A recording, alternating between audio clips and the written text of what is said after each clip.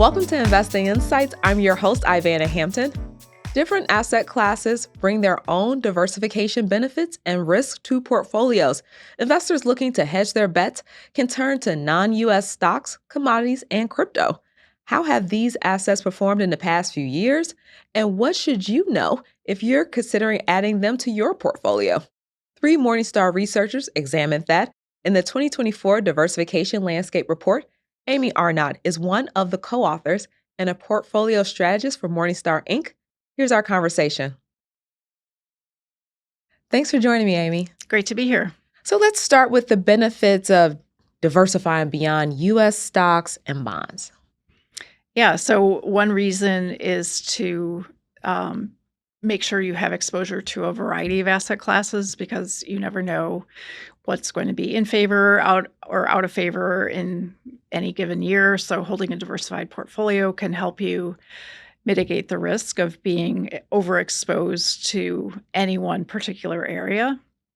Holding a diversified portfolio can also help reduce your portfolio's overall risk profile. So if you are holding assets that have less than a perfect correlation, so if their correlation coefficient is less than 1, that can help reduce your portfolio's overall level of risk.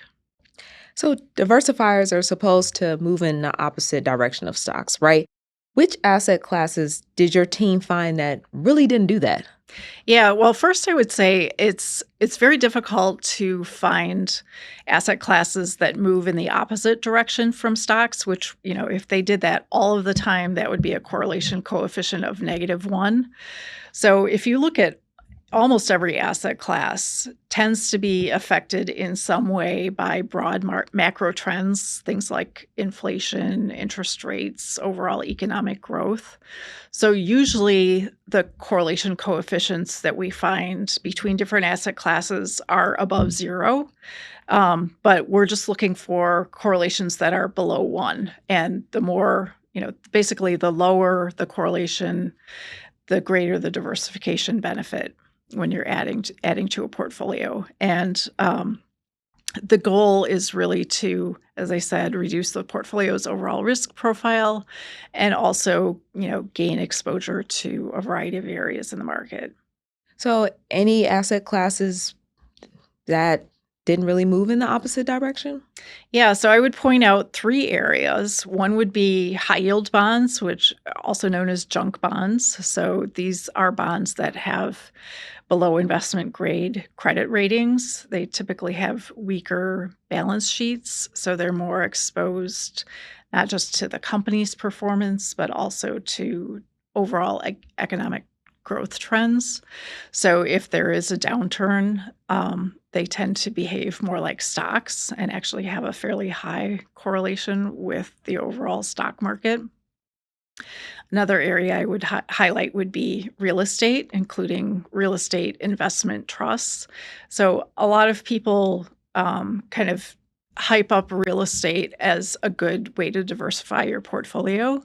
And that was definitely true during some periods in the past. But I would say over the past 10 or 20 years, we've seen a pretty steady increase in correlations for real estate. So you're really not getting much of a diversification benefit, or especially not as much as a lot of people might expect.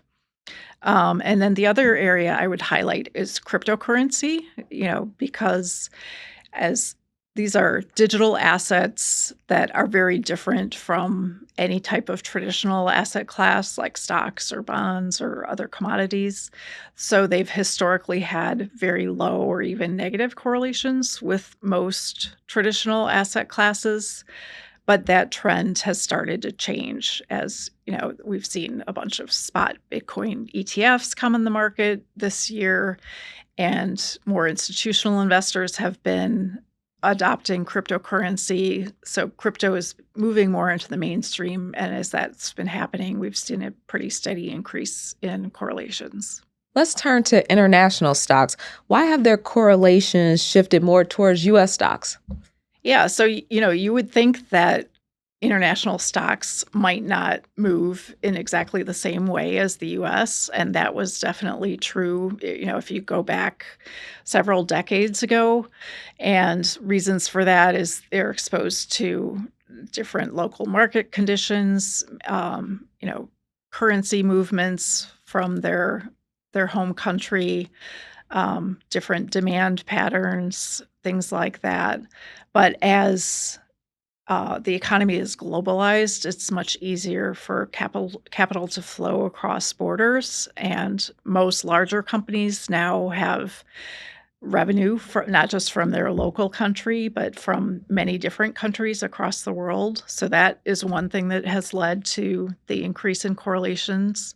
I think another factor has been, some of the big market shocks that we've had. So things like the global financial crisis in 2008 and the pandemic-driven market downturn in early 2020. So those were both global market events when markets around the world dropped at the same time and then proceeded to rebound basically at the same time also. So that has led to an increase in correlations. So, Amy, is there still a case to have international stocks in a portfolio? I think there is. One reason would be if you look at the global market, international stocks make up about 40% of the total market cap. So if you only invest in US stocks, you're kind of leaving out a big part of the global opportunity set. And another argument for investing in international stocks is that the valuations are a bit lower. So our equity analysts have found, their price to fair value estimates for non-US stocks are lower than for US stocks overall. It's international stocks can also be a good way of diversifying sector exposure. So since technology stocks have been leading the US market for so long, they now make up about 30% of the overall equity market. But if you diversify into international stocks, you would get more exposure to old economy sectors. So things like industrials, financials, and utilities, which could offset some of that growth and tech stock exposure. And then the other major reason for investing in non-US stocks would be to diversify your currency exposure. The dollar has been very strong for the past several years, but if eventually that trend reverses, having exposure to other currencies could be beneficial. Well, that is a case for international stocks. Well, commodities like gold and energy historically have had lower correlations with other asset classes. How have they performed over the last few years? Yeah, so gold has done quite well. It held up really well during the pandemic and has done pretty well ever since then. Gold typically does well as a safe haven or during periods of market uncertainty or global geopolitical uncertainty. I would say energy has had more of a mixed performance. So oil, for example, did very well in 2021 and 2022.